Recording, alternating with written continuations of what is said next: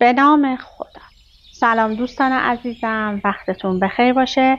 پادکست صدای سکوت امروز رو با کتابی در حوزه موفقیت شروع میکنیم.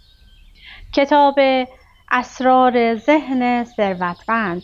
ثروتمند فکر کنید تا ثروتمند شوید. در بازی ثروت درون خود استاد شوید. این کتاب را به گونه‌ای مطالعه کنید که گویی زندگی شما به آن وابسته است. آنتونی رابینز، مربی درجه اول اوج موفقیت. نویسنده این کتاب تی هارو اکر و مترجم مرتضی ذوالانوار هستش. این کتاب در سال 1397 به چاپ 13 رسیده که توسط نشر نسل نواندیش در تهران چاپ شده. با هم این کتاب رو ورق میزنیم و کشف میکنیم که ذهن ثروتمند چه اسراری داره. ابتدا درباره هارو اکر مطلب کتاب رو شروع میکنیم. با من همراه باشید. هارو اکر اصولی را یاد میدهد که خود در ظرف 2.5 سال توانسته است با استفاده از آن از 0 به 1 میلیونر تغییر سطح دهد. اکر در امریکای شمالی مدیر عامل یکی از سریع‌ترین شرکت‌ها به نام شرکت آموزشی زوج ظرفیت هاست که برای نیل به موفقیت به دیگران آموزش می‌دهد. اکر با روش‌های شوخ طبعی و بیان صمیمی که در چم و خم‌های شهری دارد، شرکت کنندگان را در دوره‌هایش شیفته خود می‌کند.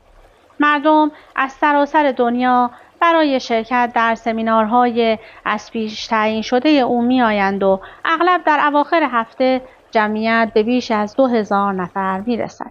تا کنون آموزش‌های مالی اکر زندگی بیش از 250,000 نفر را تحت تأثیر قرار داده است. اکنون و برای اولین بار او اسرار ثابت شده موفقیتش را در این کتاب متحول کننده با شما در میان می‌گذارد. آن را مطالعه کنید و ثروتمند شوید. هارو اکر کیست و چرا باید این کتاب را خواند؟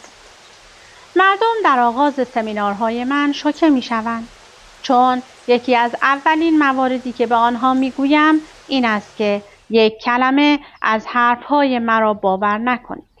چرا چون این پیشنهادی را مطرح می‌کنم؟ چون من فقط بر اساس تجربیات خودم صحبت می‌کنم. هیچ یک از مفاهیم و نقطه نظرهایی را که با آنها در میان می‌گذارم ذاتاً درست یا غلط نیستند، بلکه آنها فقط انعکاس دهنده دستاوردهای شخصی من هستند و نتایج شگفت‌آور آنها را نیز در زندگی هزار نفر از دانشجویانم دیدم. البته این را هم گفته باشم که من معتقدم اگر مفاهیمی را که در این کتاب یاد می‌گیرید به کار ببرید، کاملا زندگی خود را متحول خواهید کرد. فقط این کتاب را سرسری نخوانید، بلکه طوری آن را بخوانید که زندگی خودتان را به آن وابسته بدانید و بعد هر کدام از مفاهیم آن را که عملی است به کار بگیرید و هر کدام را که کارایی ندارد دور بیاندازید. میدانم که ممکن است تعصب زیادی به خرج بدهم، ولی وقتی شما را به پول برساند شاید بهترین کتابی باشد که تاکنون خوانده‌اید. صریح ولی واقعی بگویم، این کتاب حلقه مفقوده بین خواسته شما برای موفقیت و نحوه دستیابی به آن است. همانگونه که احتمالاً تاکنون متوجه شده اید، این دو مفهوم، موفقیت و نحوه دستیابی به آن، دو دنیای کاملاً متفاوت از هم هستند. شکی نیست که شما کتاب‌های دیگری هم خوانده‌اید، به نوارها و سیدی‌های متعددی گوش داده‌اید، به کلاس‌های گوناگون رفته‌اید و در مورد راه‌های ثروتمند شدن از طریق خرید و فروش املاک، بورس یا تجارت موارد زیادی هم یاد گرفته‌اید. خوب چی شد؟ برای اکثر افراد هیچی. آنها انرژی مختصری را به دست آوردند ولی بعد به همان وضع قبلی برگشتند. بالاخره اینکه در اینجا جوابی وجود دارد. این جواب ساده است. یک قانون که نمی شود از آن گریخت و آن اینکه اگر یک طرح پولی اولیه در ضمیر ناخودآگاه برای موفقیت خود تنظیم نکرده باشید، نه درسی در این رابطه یاد میگیرید، نه چیزی میفهمید. و نه آنچه را که انجام می‌دهید منجر به تغییر زیاد در زندگی شما خواهد شد. در صفحات بعدی این کتاب برای شما روشن خواهیم کرد که چرا تقدیر شده بعضی افراد پولدار شوند و بعضی هم با سختی زندگی کنند. علتهای اساسی موفق بودن، معمولی بودن یا موفق نبودن آدمها را از نظر مالی خواهید فهمید و نسبت به تغییر دادن وضع مالی آینده خودتان به سمت بهتر شدن اقدام خواهید نمود. در خواهید یافت که چگونه تأثیرات دوران کودکی در شکل‌گیری طرح اولیه پولی شما دخالت داشته و چطور می شود این تأثیرات ما را به سمت افکار و عادتهای خودباختگی هدایت کنند. دستورهای قوی را هنگام مطالعه پرونده‌های ثروتمند شدن می‌آموزید که آنها را جایگزین راه‌های تضعیف کننده افکار خود خواهید کرد.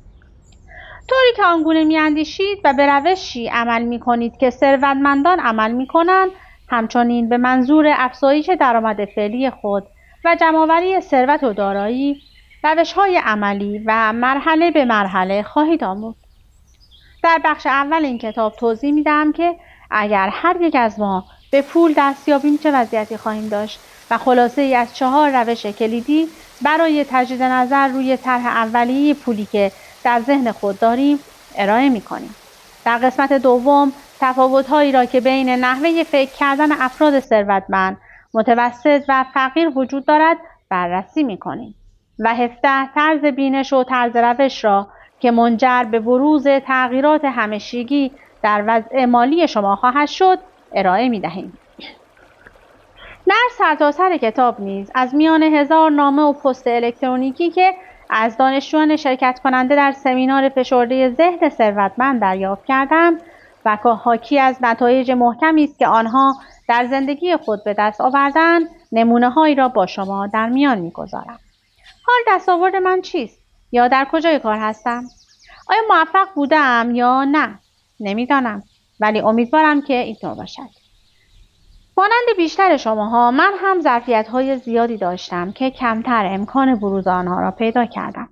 من تمام کتاب‌ها را خواندم، به تمام نوارها گوش دادم و در تمام سمینارها شرکت کردم. واقعاً می‌خواستم موفق شوم. برای به دست آوردن پول بود یا برای آزادی یا احساس خوشبختی یا اینکه فقط می‌خواستم به چشم پدر و مادرم خوب بیایم، نمی‌دانم. ولی همیشه دغدغه موفق شدن را داشتم. در 20 سالگی کسب و کارهای زیادی را شروع کردم و هر کدام را با این رویا که اقبال و بختم را بگشاید انجام می‌دادم. ولی نتایجی را که می‌گرفتم از بد هم بدتر بود. کار را خوب شروع می‌کردم ولی پیشرفتم دوامی نداشت. گویی مرض دیو دریاچه را داشتم. مثلا شنیده بودم که انجام دادن فلان معامله سودآور است، اما هیچ نفعی از آن عایدم نمیشد. و همچنان در فکر بودم که اگر تجارتی درست نصیبم شود و سوار اسب مراد شوم، کارم تمام خواهد شد. اما در اشتباه بودم. هیچ کاری درست نمیشد. یا حداقل برای من اینطور بود. بالاخره سرانجام آن جمله تأثیر خودش را بر من گذاشت که چطور دیگران دقیقاً در همان معامله که من هم انجام میدادم موفق میشدند، ولی من همچنان ورشکسته بودم. برای این آقای ظرفیت چه اتفاقی افتاده بود؟ اینگونه بود که شروع به یک سری تحقیقات روانی کردم. عقاید خودم را مورد بررسی قرار دادم و دیدم که میخواهم ثروتمند شوم، ولی نگرانی‌های ریشه‌داری در مورد آن دارم. بیشتر میترسیدم. ترس از این که ممکن است شکست بخورم یا وضع بدتر شود یا یک مرتبه به دلیلی همه چیز را ببازم. بس واقعا احمق شده بودم. بدتر از همه این که تنها آنچه برایم باقی مانده بود و برایم عمل میکرد این داستان بود که من آدمی پرظرفیت هستم. اگر متوجه میشدم آنچه به دنبال آن هستم قسمت من نیست، تقدیر من آن است که زندگی بخور و نمیری داشته باشم، چه میشد؟ بعد بخیاری هم کرد که یک دوست بسیار پولدار پدرم من را نصیحت کند. او در خانه پدرم با بقیه دوستانشان مشغول صحبت بود که به صورت اتفاقی متوجه من شد. این 3مین دفعه بود که پس از ترک خانه دوباره به خانه برگشته بودم و در سویت ناجوری که در حقیقت زیرزمین خانه بود زندگی می‌کردم. حدس می‌زنم که پدرم از وضع تأسف‌بار من پیش این دوستش گله کرده بود، چون او در چشمانش نوعی احساس همدردی که با آدم‌های داغدار بعد از تشییع جنازه یک مرده می‌کنند نسبت به من داشت. او به من گفت: هارو، وضع من هم در آغاز مثل تو بود، یک فاجعه کامل. این رو که گفت پیش خودم فکر کردم عالیه، این حرف کمی به من دلداری می‌دهد. وقتی او به در و دیوار اتاقم نگاه می‌کرد که رنگ‌های آن پوسته کرده بود، سعی می‌کردم به او یادآوری کنم که آنقدر سر من شلوغ است که به این کارها نمی‌رسم. او ادامه داد: ولی بعد نصیحت‌هایی دریافت کردم که زندگی مرا عوض کرد و من می‌خواهم آن نصیحت‌ها را به تو انتقال دهم. پیش خودم گفتم: او نه، باز هم صحبت‌های پدر فرزندی. تازه او که پدر من هم نبود.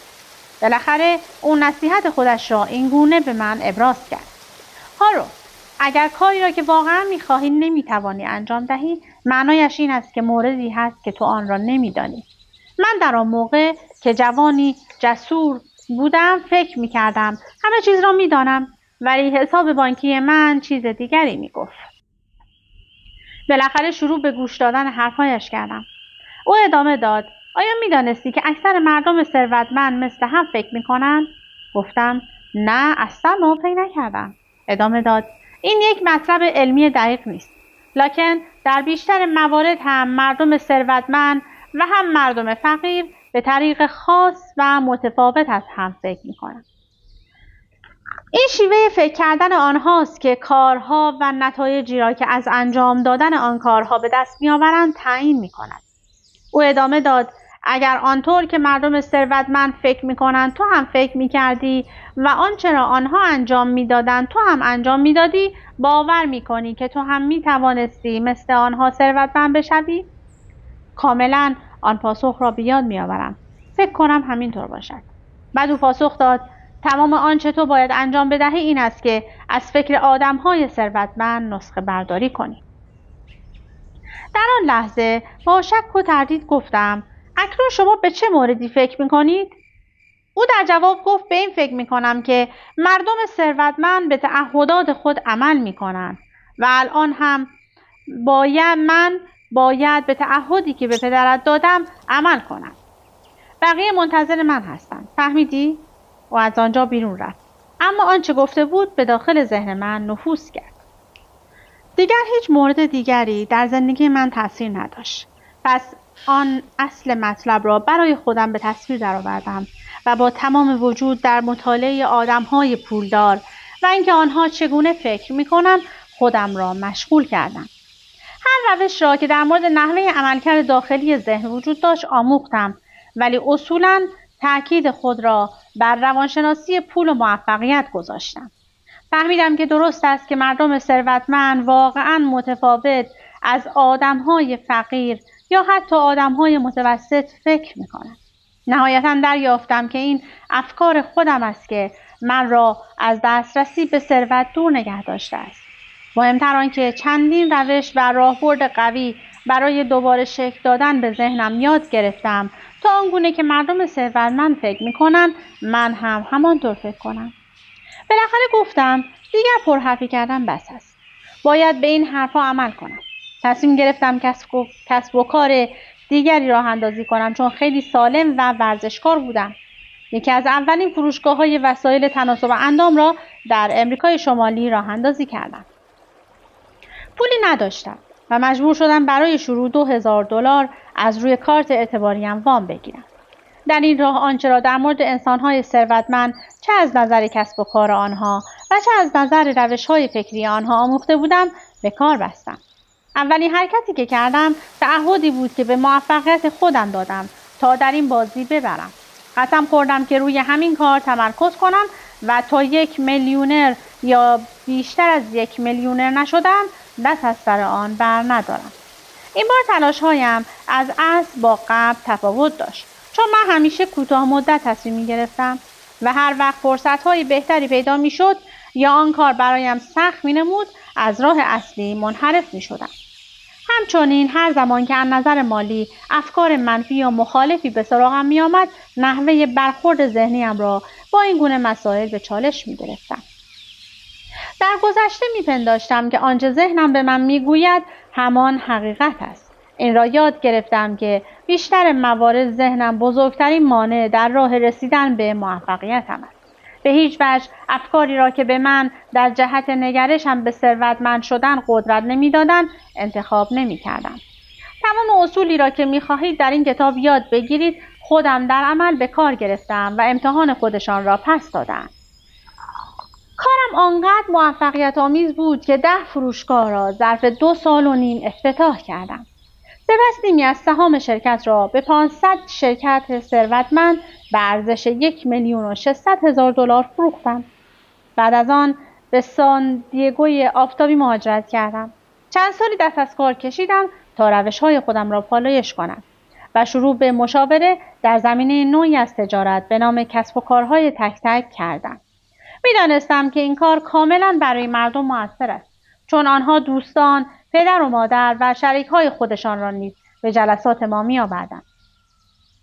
طولی نکشید که در هر بار 10 یا بعضی اوقات 20 نفر را آموزش می‌دادم. یکی از مراجعین من پیشنهاد کرد که در صورت امکان یک مدرسه را نیز تأسیس کنم. دیدم که این یک نظر خوب و عالی است و این کار را کردم.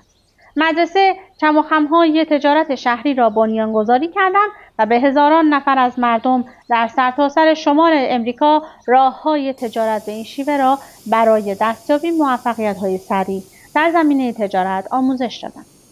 وقتی در سرتاسر قاره امریکا برای ارائه سمینارها مسافرت کردم، برایم عجیب بود که بین 2 نفر که می‌توانستند با بغل دستی خودشان در یک اتاق نشسته و دقیقاً یک نوع اصول و راهکار را یاد بگیرند، ممکن بود یکی از آنها ابزارهای لازم را به کار ببندد و مثل جت به سمت موفقیت حرکت کند، ولی برای دیگری که بغل دست آن خانم یا آقا نشسته بود اتفاق چشمگیری نمی‌افتاد. این بدان معنی است که وقتی شما می توانید بزرگترین ابزارها را در دنیا داشته باشید، ولی از این جعبه ابزار منظورم سرتان است، وسیله کمی بیرون آورید، دچار مشکل می شوید. بنابراین دوره فشرده ای را طراحی کردم به نام ذهن ثروتمند، آن هم بر اساس یک بازی در درون خودمان بین پول و موفقیت. وقتی در این برنامه بازی درونی یا همان جعبه ابزار را با بازی بیرونی با خود ابزار ترکیب می کردم، نتایجی که هر کسی می گرفت سر به فلک می کشید. پس مواردی که در این کتاب می خواهید بیاموزید این است: چطور در بازی کردن با پول که در درون خودمان است استاد و ماهر شویم تا بازی را ببریم. یعنی چگونه فکر کنیم تا ثروتمند شویم. اغلب اوقات مردم از من می پرسند آیا موفقیت من مقطعی است یا ادامه دار؟ اجازه بدهید این گونه بگویم: خود من با استفاده دقیق از اصولی که یاد می‌دهم میلیون‌ها دلار به دست آوردم و چند میلیونر هستم. واقعا به نظرم میرسد که تمام سرمایه‌گذاری‌ها و فعالیت‌های اقتصادیم مثل جت افزایش می‌یابد. بعضی مردم میگویند که من دست به هر چیز که میزنم طلا میشود. راست میگویند، ولی آنچه ممکن است آنها تصور نکنند این است که به هر چیز دست زدن و طلا شدن بیان دیگری دارد: داشتن طرح اولیه پول در ذهن برای نیل به موفقیت. این دقیقاً همان چیزی است که وقتی اصول گفته شده در این کتاب را یاد بگیرید و به کار ببندید خواهید یافت. در اوایل سمینارهای ذهن ثروتمند از حضار معمولاً میپرسیدم: چند نفر از شما اینجا آمده تا روشی را یاد بگیرد؟ این سوال کمی حیله‌گرانه است، چون همانطور که جوش بیلینگز گفت مانع ما در راه پیشرفت ندانستن نیست، بلکه بزرگترین مانع این است که موردی را بدانیم ولی حقیقت آنگونه نباشد که ما فکر میکنیم. این کتاب آنقدر که در مورد نیاموختن است در مورد آموختن نیست. لازم است این را بدانید که شیوه کهنه فکر و عملکرد شماست که شما را دقیقاً به همین جا که الان در آن قرار دارید آورده است. اگر که واقعاً ثروتمند و خوشحال هستید که خب، اما اگر چنین نیستید از شما دعوت می‌کنم نظری بر آنچه در حال حاضر فکر می‌کنید درست است یا حتی مناسب با وضع فعلی شماست، ولی امکان دارد مناسبتی با جعب ابزار شما نداشته باشد بیاندازید. اگرچه پیشنهاد میکنم که یک کلمه از حرفهای مرا باور نکنید، ولی میخواهم اصول گفته شده در این کتاب را در زندگی خودتان پیاده کنید و این را نیز میخواهم که به نظراتی که میخوانید اعتماد کنید. اینها نه به خاطر این میباشد که مرا میشناسید، بلکه به خاطر آنکه تاکنون زندگی هزاران انسان در نتیجه کاربرد اصول این کتاب تغییر یافته است. از اعتماد صحبت کردم. این مرا یاد یکی از داستان‌های مورد علاقه ام انداخت. داستان در مورد مردی است که روی یک صخره راه می‌رفت و ناگهان تعادل خود را از دست داد. سر خورد و از روی صخره افتاد. خوشبختانه هوش او آنقدر سر جایش بود که برآمدگی صخره را بگیرد تا خودش را نجات دهد. همینطور آنجا آویزان بود و بالاخره فریاد زد: آیا کسی نیست که به من کمک کند؟ جوابی نیامد. چندین بار فریاد زد: آیا کسی آنجا نیست تا به من کمک کند؟ عاقبت این فریاد در جواب آمد: من خدا هستم. من میتوانم به تو کمک کنم. فقط برو و به من اعتماد کن.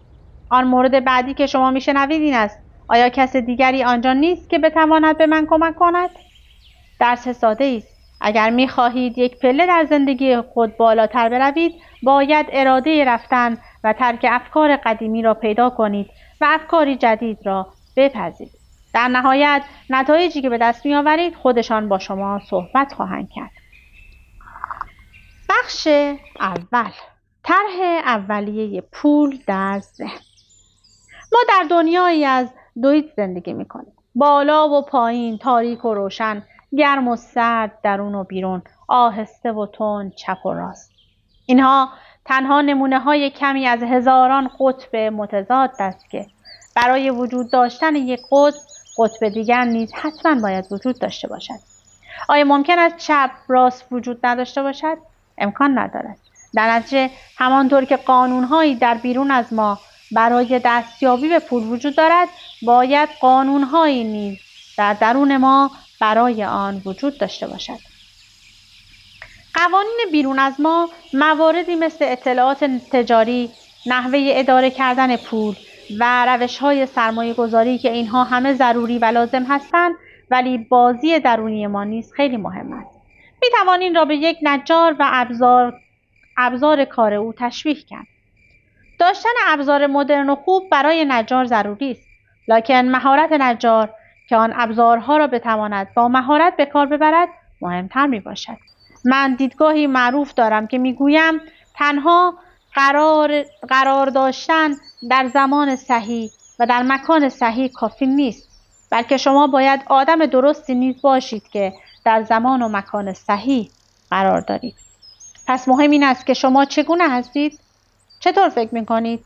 اعتقادات شما کدامند؟ ویژگی‌ها و عادات شما چیست؟ واقعا در مورد خودتان چه احساسی دارید؟ تا چه حد به خودتان اطمینان دارید؟ تا چه حد با دیگران خوب ارتباط برقرار می‌کنید؟ چقدر به دیگران اعتماد دارید؟ آیا واقعا احساس می‌کنید که استحقاق ثروتمند شدن را دارید؟ توانایی شما برای عمل کردن با وجود ترس، نگرانی، عدم اطمینان و ناراحتی تا چه اندازه است؟ آیا وقتی سرحال نیستید می‌توانید دست به اقدامی بزنید؟ حقیقت این است که شخصیت شما و نحوه فکر و اعتقادات شما نقش اصلی را در تعیین میزان موفقیت شما بازی می‌کند. یکی از نویسندگان مورد علاقه من، استوارت وایلد است. او اینگونه میگوید: کلید موفقیت بیدار کردن انرژی نهفته در خودتان است. وقتی این کار را انجام دهید، مردم به طور طبیعی جذب شما خواهند شد و هر وقت نزد شما حاضر شدند، آنها را پذیرا شوید.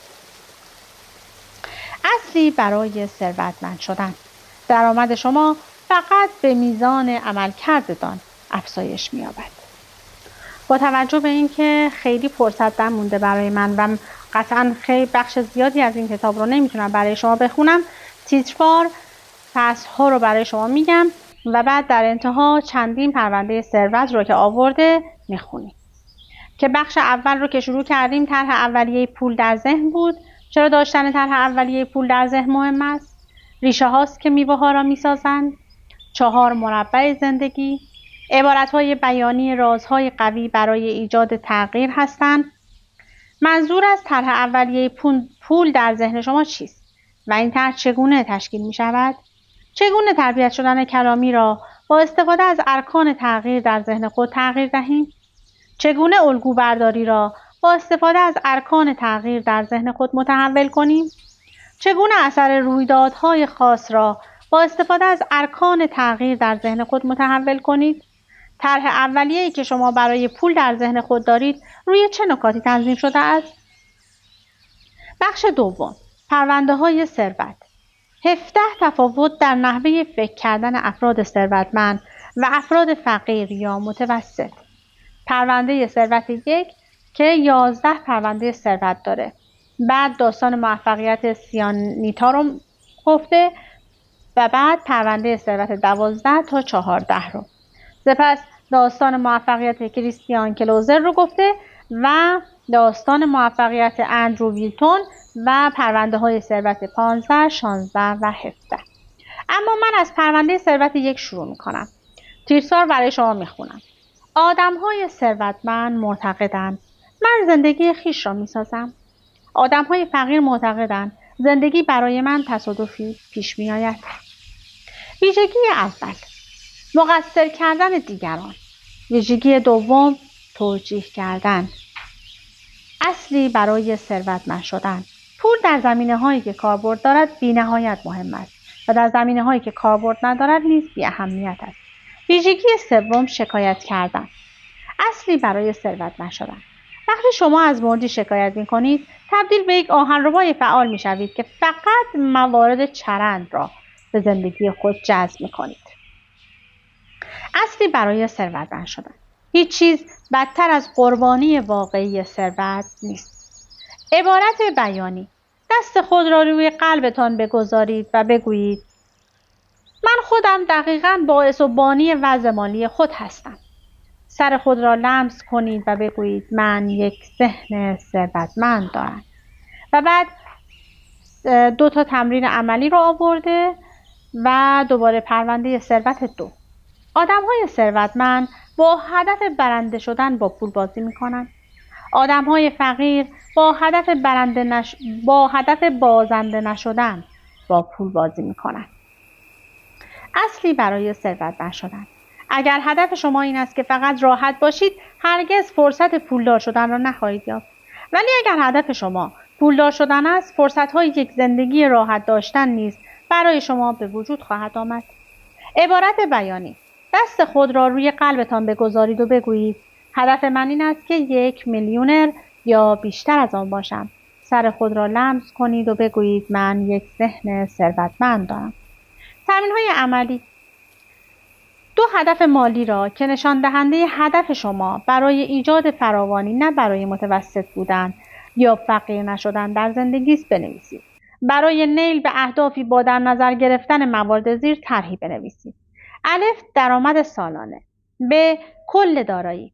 دستیابی به این اهداف را طبق یک برنامه زمانی واقعی عملی کنید. با این حال همزمان این را به خاطر داشته باشید که ستاره‌ها را هدف بگیرید. پرونده ثروت 3. آدم‌های ثروتمند متعهد به ثروتمند شدن هستند. آدم‌های فقیر آرزومند ثروتمند شدن هستند. اصلی برای ثروتمند شدن. دلیل اول برای اینکه مردم آنچه را می‌خواهند به دست نمی‌آورند این است که آنها نمی‌دانند چه می‌خواهند. اصلی برای ثروتمند شدن. اگر کاملاً و حقیقتاً متعهد به ایجاد ثروت نیستید، شانسی هم برای به دست آوردن آن نخواهید داشت. عبارت بیانی. دست خود را روی قلبتان بگذارید و بگویید من متعهدم به اینکه ثروتمند باشم. سر خود را لمس کنید و بگویید من یک ذهن ثروتمند دارم. و بعد تمرین عملی رو گفته. پرونده ثروت 4. ثروتمندها گسترده می‌اندیشند، فقیرها محدود می‌اندیشند. اصلی برای ثروتمند شدن. قانون درآمد. طبق وضعیت بازار بر اساس ارزشی که دارید به شما پول پرداخت خواهد شد. عبارت بیانی. دست خود را روی قلبتان بگذارید و بگویید من بزرگ فکر می‌کنم. می‌خواهم به هزاران نفر کمک کنم. سر خود را لمس کنید و بگویید من یک ذهن ثروتمند دارم. تمرین‌های عملی رو گفته و پرونده ثروت 5. آدم‌های ثروتمند روی فرصت‌ها تمرکز می‌کنند. آدم‌های فقیر روی موانع تمرکز می‌کنند.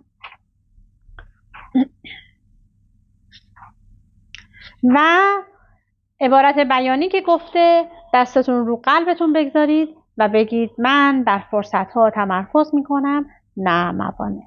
من آماده‌ام، هدف می‌گیرم و شلیک می‌کنم. سر خود را لمس کنید و بگویید من یک ذهن ثروتمند دارم. پرونده ثروت 6. آدم‌های ثروتمند و موفق را ستایش می‌کنند.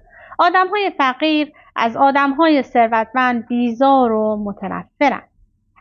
و میرم سراغ پرونده یک انسان موفق، اون رو برای شما میخونم و سپس با شما خداحافظی میکنم و اگر از نثر و روایت این کتاب خوشتون اومد تا اینجا برای خودتون تهیه کنید و حتما این کتاب رو بخونید. کتاب زیبایی هستش که فکر ما رو برای ثروتمند شدن تغییر میده. داستان موفقیت سیان نیتا. هاروی عزیز، قادر نیستم بگویم که چقدر ما خوشحالیم از اینکه توسط یکی از دوستان همسرم به شما معرفی شدیم. در آن موقع من حقوقی به مبلغ $10,000 می گرفتم. از روی درماندگی به گزینه‌هایی که در پیش رو داشتیم نگاه می کردیم، چون قادر به پرداختن همه آنها نبودیم. در سمینار فشرده ذهن ثروتمند ما با ابزارهایی که برای رسیدن به استقلال مالی لازم بودند آشنا شدیم. وقتی آن ابزارها را به کار بردیم، معجزه‌ها شروع به اتفاق افتادن کردند. توانستیم 5 خانه را ظرف 1 سال خریداری کنیم که هر کدام از آنها حداقل $18,000 برای ما منفعت داشت. خانه پنجم سودی معادل $300,000 داشت، یعنی 6 برابر حقوق سالانه‌ای که قبلا می‌گرفتم. توانستم پس از 14 سال کار خودم را رها کنم و یک سرمایه‌گذار تمام وقت در املاک شوم که این کار به من وقت آزاد بیشتری برای در کنار خانواده و دوستانم بودن میداد. روش شما برای آموزش که بر تک تک سلولهای بدن اثر میگذارد کلید بزرگی برای موفقیت ما بوده است. من نمیتوانم منتظر آنچه در پیش روی من است بمانم. تنها آرزو میکنم که ای کاش این را وقتی که 20 ساله بودم یاد میگرفتم. از شما متشکرم. ارادتمند، سیان نیتا، سیاتل، واشنگتن. و این کتاب رو با این نامه از سمت یک آدمی که از ذهن ثروتمند هارو استفاده کرده تمام میکنیم. الهی که همتون ذهنتون ثروتمند و زندگیتون پر از آسایش و آرامش باشه. تا وایس بعدی، خدا نگهدارتون.